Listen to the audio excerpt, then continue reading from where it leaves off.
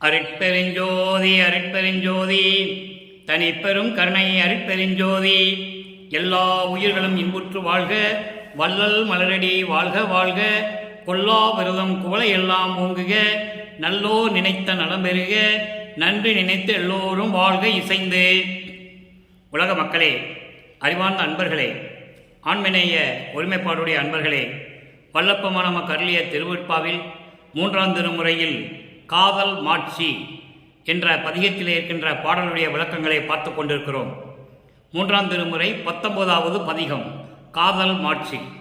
இந்த காதல் மாட்சி என்பது இறைவன் மீது கொண்டுள்ள காதல் எப்படி சிறப்பானது, அதனுடைய மேன்மையை பற்றி சொல்லுவது. இறைவன் மீது எப்படி காதல் கொண்டுள்ளார், இறைவனை எப்படி வேண்டுகிறார் என்பதை பற்றி இந்த 10 பாடல்களிலும் ஒவ்வொரு விதமாக பொருள்பட நமக்கு அருளியிருக்கிறார்கள் நமது இறைவன் வல்லற்பமானவர்கள். இந்த பாடலை பார்ப்பதற்கு முன் ஒரு சிறிய முன்னுரை, என்னால் அது சொல்லிதான் ஆக வேண்டும்.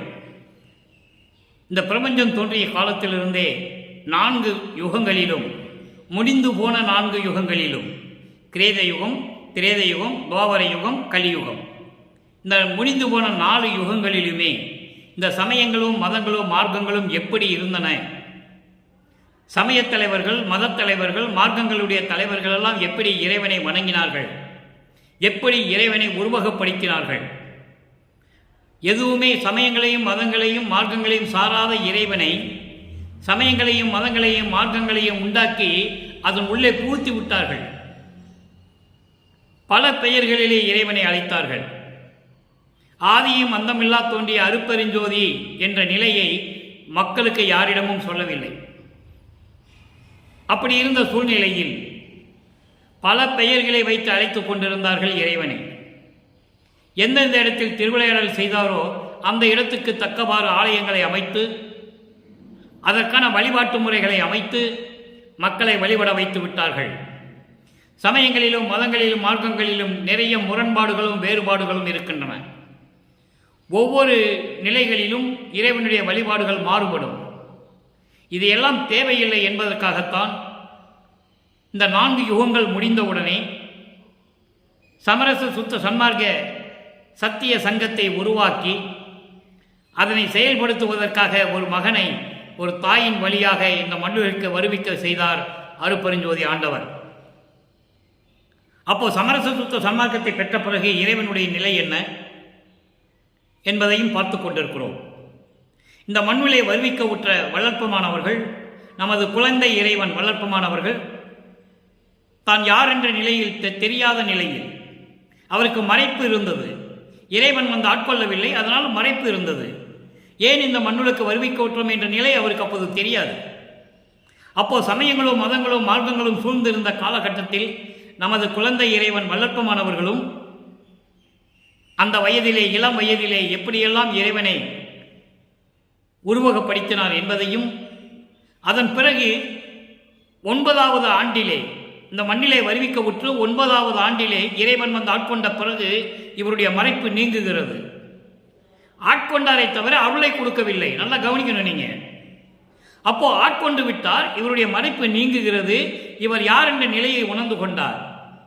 இறைவனால் வருவிக்க உற்றவன் என்ற நிலையையும், இந்த மண்ணுலக்கு வருவதற்கு முன்னால் விண்ணுலகத்திலே இறைவனுக்கு அடியவனாக இருந்தார் என்ற உண்மையையும், அருட்பெருஞ்சோதி ஆண்டவருக்கும் இவருக்கும் ஏற்பட்ட ஒப்பந்தங்கள் என்ன என்ன என்ற விவரங்களை எல்லாம் அறிந்து கொண்டார், தெளிவாக அறிந்து கொண்டார். ஆனால் இறைவன் அருளை கொடுக்கவில்லை. இவர் இறைவனை முறையீடு செய்கிறார், இறைவனை பார்க்க செல்லுகிறார் திருவெற்றியூரிலே. அப்போ இறைவன் ஓட்டம் பிடிக்கிறான். அதை தான் இந்த பாடலிலே நாம் பார்த்து கொண்டிருக்கிறோம். அதன் பிறகு 12வது ஆண்டிலே வந்து ஆட்கொண்டு அருளை கொடுக்கிறார். அதுவும் முன்பருவம் பின்பருவம் காட்டி அருளை கொடுக்கிறார். கொஞ்சம் கொஞ்சமாக இறுதியாக அருட்பெருஞ்சோதியை கொடுத்து திருவாளு செங்கோலை கொடுத்து அவரோடு 2 கலந்து கொண்டு இறைவனானது சித்தி வளாகம். அது இறுதியில் நடந்த திருவிளையாடல். இதற்கு இடையிலே என்னென்ன திருவிளையாடல்கள் நடந்து கொண்டிருந்தன, தந்தைக்கும் மகனுக்கும் எப்படி இந்த திருவிளையாடல்கள் எல்லாம் நடந்து கொண்டிருந்தன என்பதை பார்த்து கொண்டிருக்கிறோம். அந்த வகையில் நாம் பார்க்க வேண்டிய பாடல் காதல் மாட்சி 2வது பாடல். இந்த பாடலை பார்க்கும்போது இறைவன் வந்து ஆட்கொண்டு விட்டார். மறுபடியும் இறைவனை பார்க்க செல்லுகிறார். இறைவன் ஓட்டம் பிடிக்கிறார்.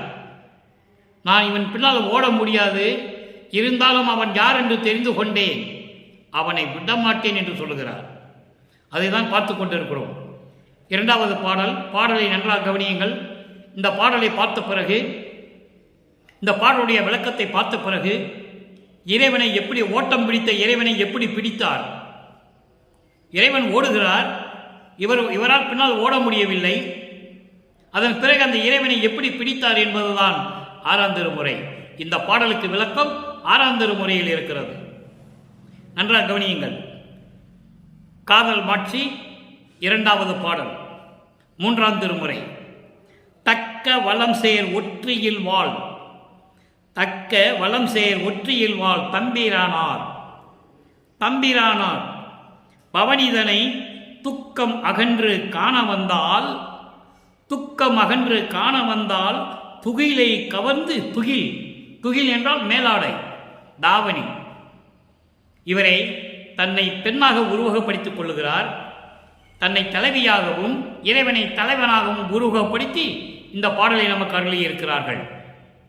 அதுதான் விஷயம், வேற ஒன்றும் இல்லை.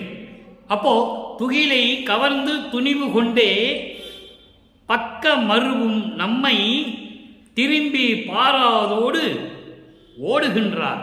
திரும்பி பாராது ஓடுகின்றார். இவர் இறைவனை காண அங்கு செல்லுகிறார். தெரு ஓரத்திலே நின்று கொண்டிருக்கிறார்.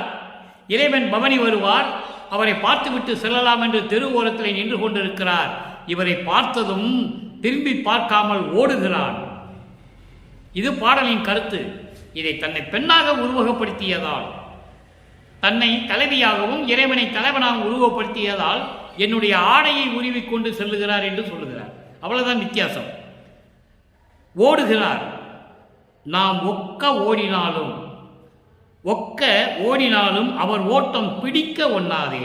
இது பாடல். இப்ப இந்த பாடலில் வருகின்ற பதவுரை பாருங்க. தக்க வளம் சேர்.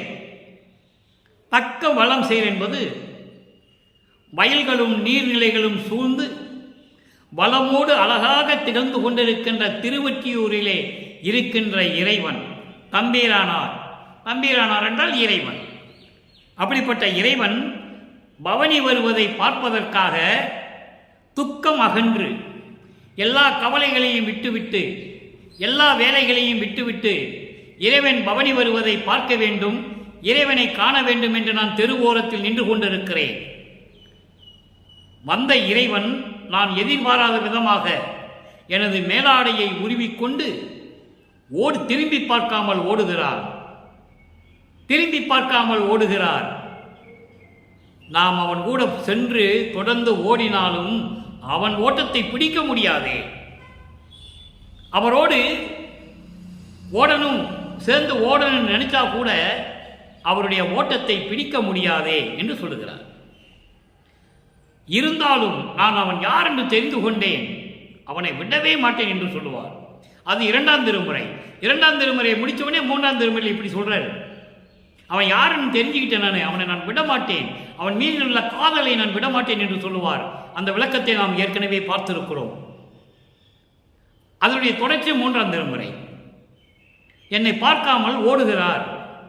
வந்து ஆட்கொண்டார், எனது மறைப்பை நீக்கினார். நான் யார் என்று தெரிந்து கொண்டேன், அவர் யார் என்றும் தெரிந்து கொண்டேன்.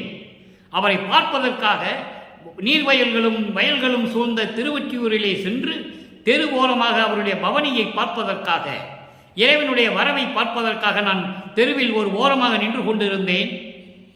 நான் எதிர்பாராத விதமாக என்னுடைய மேலாடையை உருவிக்கொண்டு துணிவுடன், ரொம்ப துணிச்சலா என்னுடைய மேலாடையை உருவிக்கொண்டு ஓடிக்கொண்டிருக்கிறார், திரும்பி பார்க்காமல்.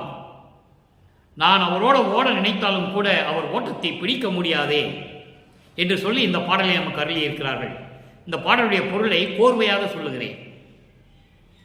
நீர்நிலைகளும் வயல்களும் பண்ணைகளும் சூழ்ந்த திருவொற்றியூரிலே இருக்கின்ற இறைவன் அவருடைய திருவிழா வருவதை, பவனி வருவதை பார்ப்பதற்காக என்னுடைய வேலைகளையும் துன்பங்களையும் துயரங்களையெல்லாம் விட்டுவிட்டு நான் தெருவோரமாக நின்று கொண்டிருந்தேன். பவனி வந்த இறைவன் நான் எதிர்பாராத விதமாக, நான் பார்க்கவில்லை, ஒரு ஓரமாக நின்று கொண்டிருந்தேன். எதிர்பாராத விதமாக என்னுடைய மேலாடையை உருவிக்கொண்டு திரும்பி பார்க்காமல் ஓடுகிறார். நான் அவரோடு ஓட நினைத்தாலும் கூட அவர் ஓட்டத்தை என்னால் பிடிக்க முடியாதே என்று சொல்கிறார். அப்போ இறைவன் ஓடுவதை நம்மளால் தடுக்க முடியுமா? பிடிக்க முடியுமா? பிடிக்க முடியாது. ஏன் ஓடுகிறான் என்று எனக்கு தெரியவில்லை. ஏன் ஓடுகிறார் என்று கூட எனக்கு தெரியவில்லை. இருந்தாலும் அவர் யார் என்று நான் அறிந்து கொண்டேன். என் மறைப்பை நீக்கிய பிறகு, என்னை ஆண்டு கொண்டு என் மறைப்பை நீக்கிய பிறகு அவர் யார் என்று நான் தெரிந்து கொண்டேன். அவருடைய நிலைமையை தெரிந்தும், அவன் இறைவன் என்று தெரிந்தும் நான் அவனை விடுவேனா? விடவே மாட்டேன் என்று சொல்லுகிறார். இது பாடல். 3ஆம் திருமுறையிலே காதல் மாட்சி என்ற பாடலுடைய 2வது பாடலுடைய விளக்கம். தன்னை தலைவியாகவும் இறைவனை தலைவனாகவும் வர்ணனை செய்து இந்த பாடலை அருளியிருக்கிறார்கள். இதனால் உலக மக்களுக்கு அவர் தெரிவிப்பது என்னவென்றால், உலக மக்களே, நான் அறியாத பருவத்தில், நான் யார் என்று தெரியாத நிலையில் இறைவன் என்னை வந்து ஆட்கொண்டார். அப்போ என்னுடைய மறைப்பு நீங்கிவிட்டது. நான் யார் என்று தெரிந்து கொண்டேன். அவன் யார் என்று தெரிந்து கொண்டேன். அவரும் யார் என்று நான் தெரிந்து கொண்டேன். அப்படி தெரிந்த பிறகு அந்த இறைவனை பார்ப்பதற்காக வயல்களும் பண்ணைகளும் நீர்நிலைகளும் சூழ்ந்த அழகாக திறந்து கொண்டிருக்கின்ற திருவொற்றியூரிலே இருக்கின்ற அந்த இடத்திலே இறைவன் எப்படியும் இந்த தெருவழியாக திருவிழா வீதி வர வேண்டும், பவனி வர வேண்டும் என்று நான் அங்கே நின்று கொண்டிருந்த பொழுது என் தூக்கத்தையும் துயரங்களையும் துன்பங்களையும் எல்லாத்தையும் விட்டுவிட்டு நான் அங்கே நின்று கொண்டிருக்கிறேன். நான் எதிர்பாராத விதமாக இருந்த பொழுது எனது மேலாடையை உருவிக்கொண்டு சென்று விட்டார் என்று சொல்லுகிறார். அதாவது என்னை தொட்டுவிட்டு சென்று விட்டார். அப்போ தொட்டுவிட்டு சென்று விட்டார் என்று சொல்லும்போது திரும்பி பார்க்காமல் ஓடுகிறார் என்றார். திரும்பி பார்க்காமல் ஓடுகிறார். அவன் முகத்தை நான் பார்க்கவில்லை. அவரோடு ஓட நினைத்தாலும் அவர் ஓட்டத்தை என்னால் பிடிக்க முடியாதே. இருந்தாலும் அவன் யார் என்று தெரிந்து கொண்டேன். நான் விடவே மாட்டேன் என்று சொல்லி இந்த பாடலை நமக்கு அருளியிருக்கிறார்கள் நமது இறைவன் வல்லப்பெருமானவர்கள். அப்போ மதங்களும் சமயங்களும் மார்க்கங்களும் சூழ்ந்திருந்த காலகட்டங்கள். அதனால்தான் திருவொற்றியூரிலே இருக்கின்ற இறைவன் என்று சொல்லுகிறார். ஆனால் இறைவன் சமரச சுத்த சன்மார்க்கத்தை உருவாக்கிய பிறகு இந்த உலகத்திலே எங்கேயும் அவர் இல்லை, இங்கேதான் இருக்கிறார், வடலூரில். அதை தெளிவாக சொல்லுகிறார். பாருங்க, 6ஆம் திருமுறை 49வது பதிகம், இறைவனை ஏத்தும் இன்பம். அங்கே இறைவன் திருவொற்றியூரில் இருக்கிற இறைவன் என்று சொல்லுவார். என் துகிலை உரித்துக் கொண்டு என் மேலாடையை எடுத்துக்கொண்டு சென்று விட்டார் என்று சொல்லுவார். மேலாடை என்பது அவரை பெண்ணாக சொன்னதனால் என்னை தொட்டு விட்டு சென்று விட்டான் என்றுதான் அர்த்தம். அது உலக மக்களுக்கு தெரிவிக்கிறார். இப்ப 6ஆம் திருமுறையில் என்ன சொல்றார் பாருங்க இறைவனை பற்றி. ஒட்டியே என்னுள் உறும் ஒளி என்கோ, ஒளியெல்லாம் நிரம்பிய நிலைக்கு ஓர் வெட்டி என்கோ, வெட்டியில் எனக்கு விளங்க உற கிடைத்த பெட்டியே என்கோ, பெட்டியின் நடுவே பெரியவர் வைத்ததோர் கட்டியே என்கோ, அம்பலத்தாடும் கருணையின் கடலே நின்றனையே. இது பாடல். அப்போ இந்த பாடலுடைய பொருள் பாருங்க. முதலில் உலகியல் விளக்கம், அதன் பிறகு சுத்த சன்மார்க்க விளக்கம். இந்த பாடலுடைய உலகியல் விளக்கம் என்னவென்றால், என் உள்ளத்திலே ஒளிந்து கொண்டிருக்கின்ற உன்னை ஒளி என்று சொல்லுவதா, ஒளியாக ஒளிந்து கொண்டிருக்கிறாய், அருப்பெருஞ்சோதியாக இருந்து கொண்டிருக்கிறாய் என்று சொல்லவா, இல்லை அந்த ஒளியெல்லாம் நிரம்பியதோர் நிலை என்று சொல்லவா, பாதுகாவலன் என்று சொல்லுவதா, அந்த பாதுகாவலுக்கு எனக்கு விளங்க உரைத்த ஒரு வேலையாள் என்று சொல்லவா, அந்த பெட்டி என்று சொல்லுகிறார், பெட்டியின் நடுவில் வைத்த வைரக்கல் என்று சொல்லுவதா, அந்த பெட்டியின் நடுவில் வைத்த தங்கக்கட்டி என்று சொல்லுவதா, அம்பலத்தாடும் கருணையின் கடலே உன்னை நான் எப்படி சொல்லுவது என்று சொல்லுகிறார். சுத்த சன்மார்க்கத்தின் விளக்கம் பாருங்க. ஒட்டியே என்னுள் உறும் ஒளி என்கோ. ஒட்டியே என்பது என் உயிரில் கலந்து என் உள்ளத்தில் கலந்து கொண்ட அருப்பெருஞ்சோதி என்று சொல்லவா? எவ்வளவு அற்புதம் பாருங்க. சமயங்களும் மதங்களும் மார்க்கங்களும் சூழ்ந்திருந்த காலகட்டத்திற்கும் சுத்த சன்மார்க்கம் பெற்ற பிறகு இறைவனுடைய நிலைக்கும் எவ்வளவு வேறுபாடு என்பதை நீங்கள் புரிந்து கொள்ள வேண்டும். அங்கே பாம்பை கழுத்தில் அணிந்து கொண்ட இறைவன் என்று சொல்லுவார், சடையிலே கங்கையை அணிந்து கொண்ட இறைவன் என்று சொல்லுவார், கையிலே உடுக்க வைத்துக் கொண்ட இறைவன் என்று சொல்லுவார். இதெல்லாம் சமயங்களும் மதங்களும் மார்க்கங்களும் உருவகப்படுத்தி சொல்லியது. சமரச சுத்த சன்மார்க்கம் ஆதியும் அந்தமில்லா தோன்றிய இறைவன் அருப்பெருஞ்சோதி வந்த பிறகு இறைவனை எப்படி சொல்லுகிறார் பாருங்க. ஒட்டியே என்னுள் உறும் ஒளி என்போ, என் உயிரினில் கலந்து என் உள்ளத்தில் கலந்து கொண்ட அருப்பெருஞ்சோதி என்று சொல்லவா? ஒளி என்போ, ஒளி என்பது அருப்பெருஞ்சோதி. என் உயிரினில் கலந்து என் உள்ளத்தில் கலந்து கொண்ட அருட்பெருஞ்சோதி என்று சொல்லவா உன்னை? ஒளியெல்லாம் நிரம்பிய நிலைக்கு ஓர் வெட்டியே என்று சொல்லுவதா? ஒளியெல்லாம் நிரம்பிய நிலை, ஒளியெல்லாம் நிரம்பிய நிலை என்ன? ஞான தேகம், அருள் வடிவம், ஞான தேகம் கொண்ட பாதுகாவலன் என்று உன்னை சொல்லுவதா? ஞான தேகம் கொண்ட பாதுகாவலன் என்று உன்னை சொல்லுவதா? அதுபோன்று உனது பாதுகாப்பில் எனக்கு கிடைத்த பெட்டி என்று சொல்லுவதா? பிரணவதேகம் என்று சொல்லுவதா? உனது பாதுகாப்பில் எனக்கு கிடைத்த உன்னை பிரணவதேகம் கொண்ட இறைவன் என்று சொல்லுவதா? பிரணவதேகத்தை மந்திர வடிவம் என்று சொல்லுவார், ஞான தேகத்தை அருள் வடிவம் என்று சொல்லுவார், பிரணவதேகத்தை மந்திர வடிவம் என்று சொல்லுவார். ஆக அப்படிப்பட்ட பிரணவதேகம் கொண்ட இறைவன் என்று சொல்லுவதா? இந்த பிரணவ தேகத்துக்கும் அருள் தேகத்துக்கும் ஞான தேகத்துக்கும் பிரணவ தேகத்துக்கும் இடையிலே இருக்கின்ற சுத்த தேகம் என்று சொல்லுவதா? அதான் தங்க வைர கட்டி என்று தங்க கட்டி என்று சொல்லுகிறார். பொன் வடிவம், சுத்த தேகத்துக்கு பொன் வடிவம் என்று சொல்லுவார். அதுக்குத்தான் இங்கே தங்க கட்டி என்று சொல்லுவதா என்று சொல்லுகிறார். ஆக ஞான தேகம் பெற்ற இறைவன் என்று உன்னை சொல்லுவதா? எனக்கு பாதுகாவலனாக இருத்துக் கொண்டிருக்கின்ற பிரணவ தேகம் கொண்ட இறைவன் என்று சொல்லுவதா? இல்லை என்றால் ஞான தேகம் சுத்த தேகம் கொண்ட இறைவன் என்று சொல்லுவதா? அதான் பொன் வடிவம். பொன் வடிவம் என்பது சுத்த தேகம், அதைதான் தங்க பெட்டி என்று சொல்லுகிறார், தங்க கட்டி என்று சொல்லுகிறார். மந்திர வடிவம் என்பது பிரணவ தேகம், அங்க அதைதான் இங்கே சொல்லுகிறார். எனக்கு விளங்க உற கிடைத்த பெட்டி என்று சொல்லுவதா என்று சொல்லுகிறார். அந்த பெட்டிக்குள் இருக்கின்ற தங்க கட்டி என்று சொல்லுவதா என்று சொல்லுகிறார். ஆக ஞான தேகமும் பிரணவ தேகம் கொண்ட இறைவனை சுத்த தேகம் கொண்ட இறைவன், முத்தேகம் கொண்டது இறைவன் என்று சொல்லுவதா? அம்பலத்தாடும் கருணையின் கடவுளே நின்றனையே, அம்பலத்திலே சத்தியஞான சபையிலே இருந்து கொண்டு கருணையோடு விளங்கிக் கொண்டிருக்கின்ற எனது இறைவனே, உன்னை நான் எப்படி சொல்லுவது? எவ்வளவு அற்புதம் பாருங்க. உன்னை நான் எப்படி சொல்லுவது? என் உயிரோடு கலந்து என் உள்ளத்தில் கலந்து கொண்ட இறைவன் என்று சொல்லுவதா? பரிபூர்ணமாக ஒளி வீசிக் கொண்டிருக்கின்ற அருள் தேகம் கொண்டவன் என்று சொல்லுவதா? ஞான தேகத்தோடு விளங்கிக் கொண்டிருக்கின்ற இறைவன் என்று சொல்லுவதா? எனக்கு பாதுகாவலனாக இருக்கின்ற இறைவன் என்று சொல்லுவதா? வைர பெட்டி என்று சொல்லுகிறார் பிரணவ தேகம். வைர தொட்டில் என்று கூட சொல்லுவார் ஒரு சில இடத்திலே. வைர தொட்டி என்று சொல்லுவார். தொட்டில், வைர தொட்டில். வைர தொட்டில் என்பது பிரணவ தேகம், மந்திர வடிவம். அப்படி சொல்லுவதா? இல்லை, ஞான தேகத்துக்கும் அருள் தேகத்துக்கும் இடையே விளங்கிக் கொண்டிருக்கின்ற சுத்த தேகம் பெற்ற இறைவன் என்று சொல்லுவதா உன்னை?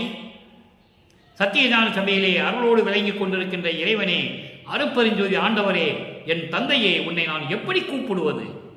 உன்னை எப்படி சொல்லுவது? எவ்வளவு அற்புதம் பாருங்க. அதுக்கு தான் இந்த தலைப்புக்கு வச்சிருக்கிறாரு, இறைவனை ஏத்தும் இன்பம். இறைவனை வணங்குவதில் எப்படி இன்பம் கிடைக்கும்? இப்படியெல்லாம் இறைவனை வணங்க வேண்டும். அதைதான் ஞானசரியிலே முதல் வரியிலே சொல்வார், முதல் பாடலிலே நெகிழ்ந்து நெகிழ்ந்து அழகாக சொல்லுவார், உணர்ந்து உணர்ந்து. எவ்வளவு அற்புதமா சொல்வார் தெரியுமா? நினைந்து நினைந்து, உணர்ந்து உணர்ந்து, நெகிழ்ந்து நெகிழ்ந்து. அன்பு நிறைந்து நிறைந்து ஊற்றலும் கண்ணீரனால் உடம்பு அது நனைந்து நனைந்து இறைவன் எப்படி கூப்பிட்டு சொல்வாரு? அருளமுதே, நன்னிதியே, ஞான நடத்தரசே, என் உரிமை நாயகனே என்று சொல்லுவார். அப்படிப்பட்ட இறைவன் நமது இறைவன் அருட்பெருஞ்சோதி ஆண்டவர். அப்படிப்பட்ட இறைவனுக்கு மகனாக திகழ்ந்து கொண்டிருப்பவர் நமது இறைவன் வல்லற்பெருமானவர்கள். அவர் அருட்பெருஞ்சோதி ஆகிவிட்டதால் இறைவன் ஒருவன் என்ற நிலையை உலக மக்களுக்கு தெரியப்படுத்த வேண்டும் என்பதனால் தான் என்னை வணங்க தேவையில்லை, அருட்பெருஞ்சோதி ஆண்டவர் தான் இறைவன் என்று சொன்னார். அருட்பெருஞ்சோதியோடு இவர் இரண்டரை கலந்து விட்டதனால் இறைவன் ஒருவனே.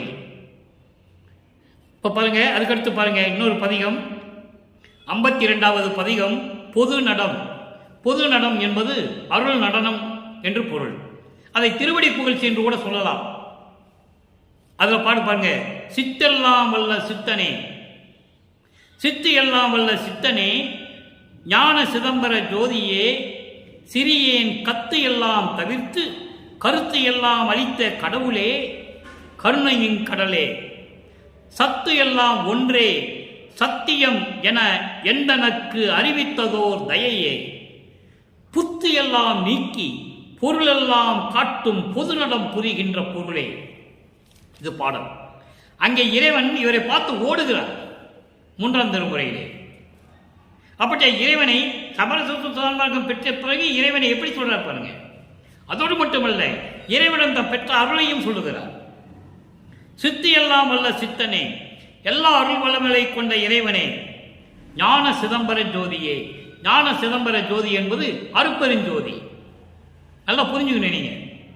அருட்பெருஞ்சோதியே, இந்த சிறியன், இந்த மகனுடைய கத்து எல்லாம் தவிர்த்து எனது புலம்புகளையும் எனது கூக்குரலை எல்லாம் தன் செவியிலே ஏற்றுக்கொண்டு அவற்றையெல்லாம் நீக்கி என்னை அணைத்து கருத்து எல்லாம் அளித்த கடவுளே, எல்லா விளக்கங்களையும், கருத்து என்பது எல்லா விளக்கங்களையும், பிரபஞ்சத்தின் உண்மைகளை, பிரபஞ்சத்தின் உண்மைகளுடைய நிலைகளை, அந்த விளக்கங்களை எல்லாம் எனக்கு அளித்த கடவுளே, கருணையின் கடலே, கருணையின் கடலே, சத்து எல்லாம் ஒன்றே சத்தியம் என எந்தனக்கு அறிவித்ததோர் தயையே.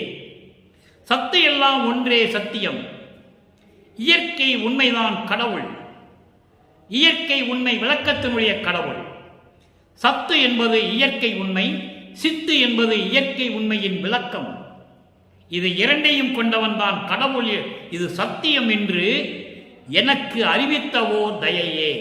தயையே என்பது தயவும் கருணையும் உள்ள இறைவனே, புத்து எல்லாம் நீக்கி, எனது குறைகளை எல்லாம் நீக்கி, எனது குறைகளை எல்லாம் நீக்கி, பொய்யானவைகளை எல்லாம் நீக்கி மெய்யாக காட்டிய மெய்ப்பொருள், பொருள் எல்லாம் காட்டும் எல்லா மெய்ப்பொருள், மெய்ப்பொருளை காட்டும் பொது நடம் புரிகின்ற பொருளே, அருள் நடனம் செய்து கொண்டிருக்கின்ற பொருளே.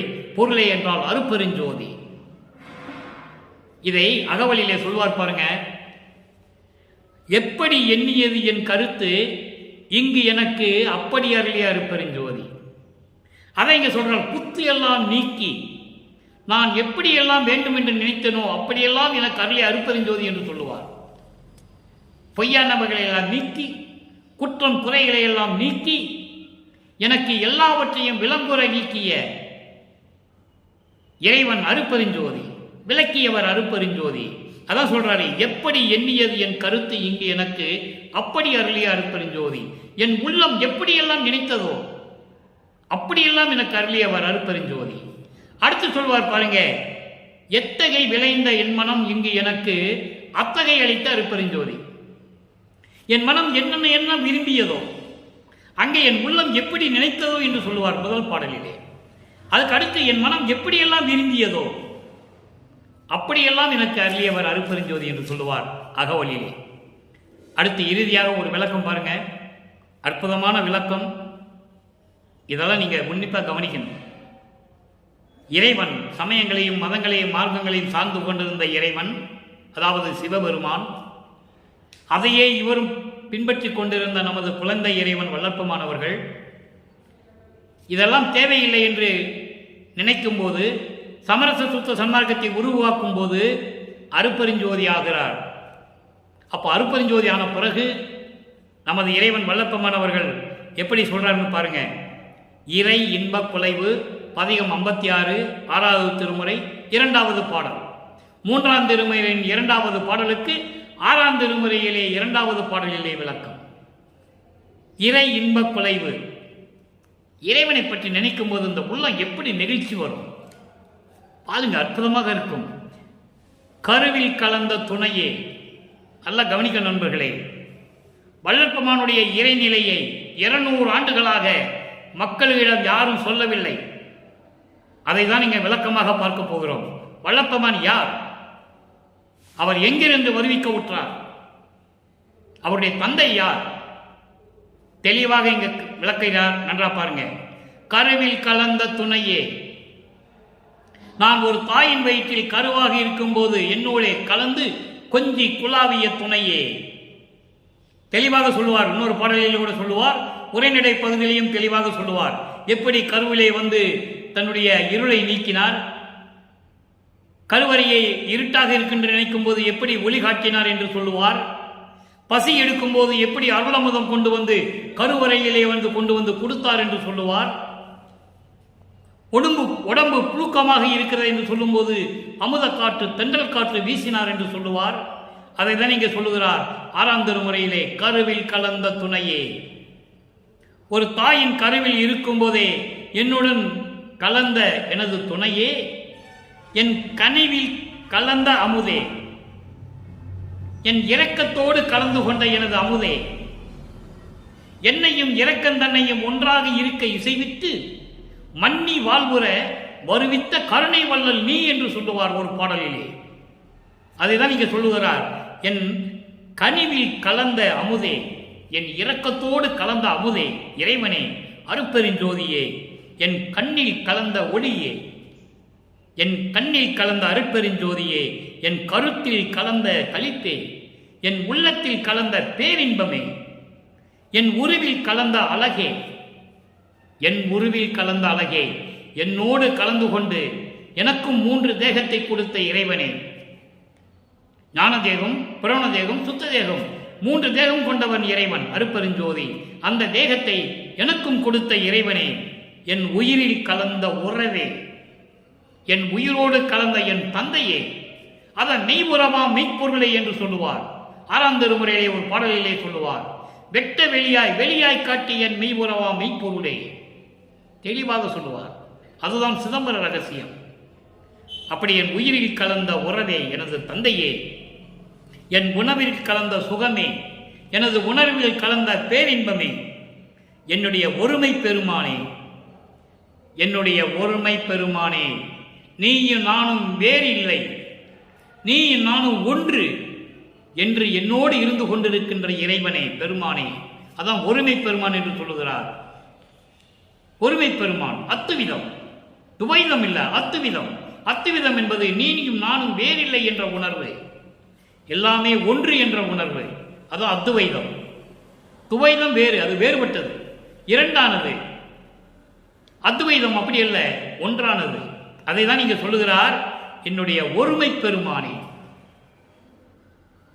தெருவில் கலந்து விளையாடும் சிறியன் தனக்கே. அன்பர்களே, இந்த வரியை நல்லா நீங்க கவனிக்கணும். இங்கதான் பிரபஞ்சத்தின் உண்மையே இருக்கிறது.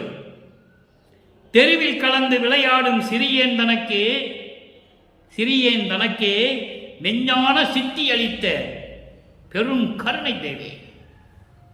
தெருவில் விளையாடி கொண்டிருந்த என் சிறியவனாகிய எனக்கு மெஞ்ஞான சித்தி. நான் ஏற்கனவே பல தடவை சொல்லியிருக்கிறேன் நண்பர்களே. மெஞ்ஞானம் என்பது வேறு, ஞானம் என்பது வேறு. இங்க ஞான சித்தி என்று சொல்லியிருக்கலாமே. மெஞ்ஞான சித்தி. மெஞ்ஞான சித்தி என்பது முக்காலத்தையும் உணரக்கூடிய அந்த நிலை, அந்த சக்தி, அந்த அருள் வல்லபம். அப்படி தெருவில் கலந்து விளையாடும், தெருவிலே சென்று விளையாடி கொண்டிருந்த இந்த சிறியவனுக்கு மெஞ்ஞான சித்தி அளித்த பெரும் கருணை தேவே, அருட்பெருஞ்சோதியே. பெரும் கருணை தேவை என்பது கருணையும் தயவும் கொண்ட இறைவன் அருட்பெருஞ்சோதியே. உலகத்து திரளெல்லாம் அருவி கலந்து வாழ்வதற்கு வைத்த தருணம் இது என்றே வாயே தரையாய் அரைக்கின்றேன் எந்தாய் கருணை வளர்த்தாலே. எவ்வளவு அற்புதமா சொல்றாரு பாருங்க. உலக உயிர்கள் எல்லாம் ஒன்றாக சேர்ந்து இன்பமாக வாழ வேண்டும் என்பதற்காக நீ வருவதற்கு இதுதான் நல்ல நேரம் என்று நான் முரசு மூலமாக பறைசாற்றுகிறேன். எனது வாயை முரசாக நினைத்து நான் பறைசாற்றுகிறேன். இந்த பிரபஞ்சத்திற்கே நான் அறைகூவல் விடுகிறேன். எப்படி எந்தாய் கருணை வளர்த்தாலே என்னுடைய தந்தையின் அருளாற்றலால் நானே சொல்லுகின்றேன். உலகத்து உயிர்கள் எல்லாம் இன்போடு பேரின்பமாக வாழ்வதற்காக இது வருகின்ற தருணம் இதுதான் என்று என் வாயை பறையாக சாட்டுகின்றேன். முரசாக சொல்லி நான் பறை சாட்டுகின்றேன் இந்த பிரபஞ்சத்திற்கு என்று சொல்லுகிறார். இங்க ஒரு நிலையை நீங்கள் கவனிக்க வேண்டும். ஏன் இதை மக்களிடம் அவர்கள் சொல்லவில்லை? 200 ஆண்டுகளாக அன்பர்களை, நான் அருட்பெருஞ்சோதியை பற்றி பேசும்போதோ, நமது இறைவன் வல்லற்பமானை பற்றி பேசும்போதோ, திருவருட்பாவை பற்றி பேசும்போதோ, மற்ற நூல்களை பற்றி நான் பேசுவதில்லை, வேற யாரை பற்றியும் பேசுவதில்லை. ஆனால் ஒரு சில இடங்களில் சில உண்மைகளை சொல்ல வேண்டிய கட்டாயம் இருக்கிறது. இப்போ ஒரு உதாரணத்துக்காகத்தான், இது நடந்ததும் உண்மைதான்.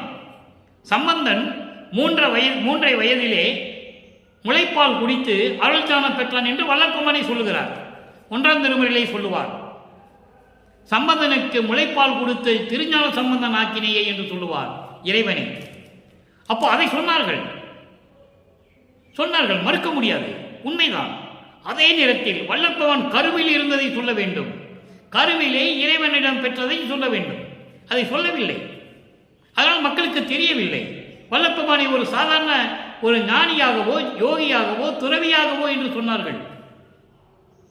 அதே போன்று கயேந்திரனாக இருந்த ஒரு தொண்டனை, கயேந்திரன் என்ற ஒரு தொண்டனை சமணர்கள் கல்லாலே கட்டி கடலிலே தூக்கி வீசினார்கள். சிவபெருமான் அந்த கயேந்திரனை காப்பாற்றிக் கொண்டு வந்து அப்பர் என்று பெயரிட்டார். அவர்தான் திருநாவுக்கரசர். ஆக கல்லிலே கட்டி தூக்கி போட்டவனுக்கு அருள் கொடுத்த இறைவன் என்று சொன்னவர்கள் வள்ளற்பெருமான் பெற்ற இறைத்தன்மையை சொல்லவே இல்லை. இவர் மரணமில்லா பெருவாழ்வில் இருக்கார் என்று சொல்லி இருக்க வேண்டும். தெருவிலே விளையாடி கொண்டிருந்த சிறுவனை ஆட்கொண்டார் என்று சொல்ல வேண்டும், சொல்லவில்லையே. ஆக 200 வருடங்களாக சொல்லாததை இவர்களால் இப்படியெல்லாம் மறைத்து விடுவார்கள் என்று சொல்லிதான் இறைவன் பாடலிலே சொல்லுகிறார், தெருவில் கலந்து விளையாடும் சிறியன் தனக்கு மெஞ்ஞான சித்தி அளித்த பெரும் கருணை தேவே. சமயங்களையும் மதங்களையும் மார்க்கங்களையும் சார்ந்து கொண்டிருந்தவர்கள் இருக்கின்றவர்கள் அருட்பாவை பற்றி பேசும்போது தெளிவாக மக்களிடம் சொல்ல வேண்டும். வல்லற்பமானுடைய இறைநிலையை மக்களிடம் சொல்ல வேண்டும். அவர் கடவுள் என்று சொல்ல வேண்டும். 5 தொழிலையும் செய்து கொண்டு இந்த பிரபஞ்சத்தை இயக்கிக் கொண்டிருக்கிறார் என்று சொல்ல வேண்டும். யாரும் இறைவனோடு இரண்டரை கலக்கவே இல்லை. இங்கே இறைவன் அருட்பெருஞ்சோதி ஆண்டவர் தன் மகனுடன் இரண்டரை கலந்து இறைவனாகிறார் சித்தி வளாகத்திலே என்ற நிலையை மக்களுக்கு உணர்த்த வேண்டும். ஆக சித்தி அளித்த பெருங்கருணை தேவே, உலகத் திரளெல்லாம் மருவி கலந்து வாழ்வதற்கு, உலக உயிரினங்கள் எல்லாம் ஒன்றாக சேர்ந்து மகிழ்வோடு வாழ்வதற்கு கிடைத்த நல்ல தருணம் இது என்று என்னுடைய தந்தையின் அருள் வல்லவத்தினால் நானே வாய்ப்பறையாக்கின்றேன், நானே முரசு கூட்டுகின்றேன், நானே பிரபஞ்சத்திற்கு அறிவிக்கின்றேன் என்று சொல்லுகிறார். அப்படிப்பட்ட இறைவன் நமக்கு கிடைத்த இறைவன் வல்லற்பெருமானவர்கள். அருட்பெருஞ்சோதியும் அவரும் ஒன்றுதான், 2 பேரும் ஒன்றுதான். அவருடைய கட்டளைப்படி இவரோடு கலந்து கொண்டதனால் அருட்பெருஞ்சோதி அவருடைய கட்டளைப்படி இந்த பிரபஞ்சத்தை இயக்கிக் கொண்டிருக்கிறார் வல்லற்பெருமானவர்கள். அதனால்தான் திரு அருள் செங்கோலாட்சி செலுத்துவோம் என்று சொன்னார். அருட்பெருஞ்சாண்டவர் செலுத்துவார் என்று சொல்லவில்லை, நான் செலுத்துவேன் என்றும் சொல்லவில்லை. திரு அருள் செங்கோலாட்சி செலுத்துவோம். 5 வகை தொழிலும் என்பால் அளித்தனை அது கொண்டு செய்வகை தெரிவித்து இந்நாள் என்னோடு சேர்ந்து ஒன்றாய் இருத்தல் வேண்டும். நீ என்னோடு இருந்தால்தான் இதை நான் செய்ய முடியும். நீ தனியாக இருக்கக்கூடாது. நீ தனியாக இருந்தால் மற்ற அணுக்கள் எல்லாம் தவம் இருக்கும். யார் அணுக்கள்? தெளிவாக சொல்வார் பாடலில், மரம் குலவும் அணுக்கள் பலர். இன்னொரு பாடலிலே சொல்லுவார், மரம் குலவும் அணுக்கள் பலர் செய்த வரத்தினால் தவத்தினால் மதத்தலைமையும் பதத்தலைமையும் வாய்த்தனர் என்று சொல்லுவார். நீ தனியாக இருந்தால் அவங்க தவம் இருப்பார்கள், அந்த அணுக்கள் எல்லாம் தவம் இருக்கும். யாரு? பிரம்மன், திருமால், ருத்திரன், பதவி இழந்தவர்கள், அருளை இழந்து பதவி இழந்து இருக்கின்றவர்கள் எல்லாம் மறுபடியும் தவம் இருப்பார்கள். நீ அருளை கொடுத்து விடுவாய், அந்த நிலை ஏற்படக்கூடாது. அப்படி நீ தனியாக இருந்தால் சமரச சுத்த சன்மார்க்கத்தை இந்த உலகத்தில் நிறுத்த முடியாது. நீ என்னோடு இரண்டரை கலக்க வேண்டும் என்று சொன்னதனால் இறைவனை வந்து, தந்தையை வந்து மகனுடன் இரண்டரை கலக்கிறார் என்ற நிலையை இங்கே பதிவு செய்ய நான் கடமைப்பட்டிருக்கிறேன். இது திருவருட்பாவில் கண்ட பிரபஞ்சத்தின் உண்மை, யாராலும் மறுக்க முடியாது. எனவே அன்பர்களே, அப்படிப்பட்ட இறைவனை நாம் பெற்றிருக்கிறோம். ஏன் பிறகு 1ஆம் திருமுறையிலிருந்து 5ஆம் திருமுறை பாடல்களை இயற்றினார் வல்லற்பமானவர்கள் என்பதை உங்கள் மனதில் கேள்வி எழும், நீங்கள் கேட்கக்கூடும். அந்த நிலையில் அப்போ சமயங்களும் மதங்களும் மார்க்கங்களும் சார்ந்த நிலையில் நமது குழந்தை இறைவன் இருந்தார். அவர் மறைப்பு நீங்கவில்லை, இறைவன் வந்து ஆட்கொள்ளவில்லை. அதனால் மனம் ஒரு நிலையில் இல்லை. அதனால் அவர் மனதிற்கு ஏற்றபடி பாடுகிறார். பிரபஞ்சம் தோன்றிய காலத்திலிருந்தே சமயங்களிலும் மதங்களிலும் மார்க்கங்களிலும் எப்படியெல்லாம் இறைவனை கூறினார்கள், புராணங்களும் காவியங்களும் எப்படியெல்லாம் இறைவனை வழிபட்டன, வேதங்கள் என்ன சொன்னன, என்ன சொல்லி இருந்தன என்பதையெல்லாம் வைத்துதான் வல்லப்பமானவர்கள் 1ஆம் திருமுறையிலிருந்து 5ஆம் திருமுறை வரைக்கும் நமக்கு அருளினார்கள். அதன் பிறகு இறைவன் வந்து ஆட்கொண்ட பிறகு தன்னுடைய நிலை மாறுகிறது, அந்த மறைப்பு நீங்குகிறது, தான் யார் என்று தெரிகிறது. ஏன் இந்த உலகிற்கு வருவிக்க விட்டோம் என்ற நிலை வல்லற்பமானுக்கு அப்போதுதான் தெரிகிறது. அதன் பிறகு சமரச சுத்த சன்மார்க்கத்தை தந்தை மகனிடம் கொடுக்கிறார். இனிமேல் சமயங்களும் மதங்களும் மார்க்கங்களும் நமக்கு தேவையில்லை மகனை, சமரச சுத்த சன்மார்க்கம்தான் இனிமேல் மக்களுக்கு தேவையானது. 4 யுகங்களும் முடிந்து விட்டது. இப்ப நம்ம ஒளி யுகத்தில் இருந்து கொண்டிருக்கிறோம். சமரச சுத்த சன்மார்க்க காலம் தொடங்கிவிட்டது என்று சொன்ன பிறகு நமக்கு 6ஆம் திருமுறையை அருளி அத்தனை உண்மைகளையும் பிரபஞ்சத்தின் உண்மைகளை எல்லாம் கூறுகிறார். அதைதான் கொடிகட்டி பேருபதேசம் செய்யும் போது மக்கள் கேட்கும் பொழுது, நீங்களே எல்லா வழிபாடுகளிலும் இருந்தீர்கள், இப்படி சொன்னால் எப்படி, நீங்களும் திருநீர் பூசினீர்கள், எல்லா வழிபாடுகளும் செய்தீர்கள், பூ போட்டு வழிபாடு செய்தீர்கள் எல்லாம் சொல்லும் பொழுது நான் செய்தது உண்மைதான், அப்போ எனக்கு அற்ப அறிவாய் இருந்தது என்று சொல்லுகிறார். அற்ப அறிவு என்பது அவருக்கு அறிவு இல்லாமல் இல்லை, அவர் இறைவனாகவே வருவிக்க உற்றவர். ஆனால் மக்களை சமாதானப்படுத்துவதற்காக எனக்கு அப்போது அற்ப அறிவாக இருந்ததப்பா, எனக்கு முழுமையான அறிவு இல்லாதனால் நான் செய்துவிட்டேன், இப்பொழுது இறைவன் எனக்கு உணர்த்தி விட்டார், அதெல்லாம் தேவையில்லை, திருநூறு பூச தேவையில்லை, இந்த வழிபாடுகள் தேவையில்லை, ஒன்றுமே தேவையில்லை, மகாமந்திரத்தை எனக்கு கொடுத்து விட்டார், அருப்பெருஞ்சோதி அருப்பெருஞ்சோதி தனிப்பெருங்கருணை அருப்பெருஞ்சோதி என்ற மகாமந்திரத்தை எனக்கு கொடுத்து விட்டார், அதையே நான் உங்களுக்கு சொல்லுகிறேன். மகாமந்திரத்தை கூறி வெறும் மண்ணகல் விளக்கிலே ஒரு தீபமேற்றி எந்த சமயங்களும் மதங்களும் மார்க்கங்களும் இல்லாத வழிபாடு செய்யுங்கள் என்று சொல்லுகிறார். அதை மக்கள் ஏற்றுக்கொள்ள வேண்டும். நம்மளை படைத்த இறைவனே சொல்லுகிறார், நான் தெரியாமல் செய்துவிட்டேன் என்று சொல்லுகிறார். இந்த பிரபஞ்சத்தில் எந்த முனிவர் விஷயம் சொன்னதில்லை. ஆனால் வல்லப்பமான் சொல்லுகிறார், நான் அற்ப அறிவில் இருந்து விட்டேன், அந்த நிலையில் இருக்கும்போது எனக்கு ஒன்றுமே கிடைக்கவில்லை, இதையெல்லாம் விட்டுட்டு வந்த பிறகுதான் எனக்கு இந்த தயவும் கருணையும் தயவு கருணை கிடைத்து நான் ஏறா நிலைமிசை ஏறி இறைநிலையை அடைந்து விட்டேன் என்று சொல்லுகிறார். மக்களுக்காக தானே சொல்லுகிறார். எனவே அந்த நிலையை உணர்ந்து கொண்டு உலக மக்களே, அறிவார்ந்த அன்பர்களே, நீங்கள்லாம் சமயங்களையும் மதங்களையும் மார்க்கங்களையும் எல்லாம் தவிர்த்து அந்த வழிபாடு முறைகளை எல்லாம் நீக்கி அதெல்லாம் தேவையில்லை. நீங்கள் சமரச சுத்த சன்மார்க்கத்தில் இயங்கிக் கொண்டு உயிரின் மேல் தயவும் கருணையும் காட்டிக்கொண்டு முடிந்த அளவுக்கு ஜீவகானிய ஒழுக்கத்தை மேற்கொண்டு சைவ நெறியில் இருந்து கொண்டு அசைவ உணவுகளை எல்லாம் நீக்கிவிட்டு சைவ உணவுகளையே மேற்கொண்டு இறைவனை வணங்கி இறைவனுடைய அருளையும் அவனிடம் இருந்த செல்வங்களை எல்லாம் பெற்றுக்கொண்டு நோயற்ற வாழ்வில் நீங்கள் இந்த வையகத்திலே மனைவி மக்களோடும் உறவினர்களோடும் நீங்கள் வாழ்வாங்கு வாழ வேண்டும் என்று இறைவனுடைய தயவாலயம் கருணையாலயம் வாழ்த்தி இந்த வள்ளலார் ஊழியன் விடைபெறுகிறேன். மீண்டும் நாளை சந்திப்போம். நன்றி, வணக்கம்.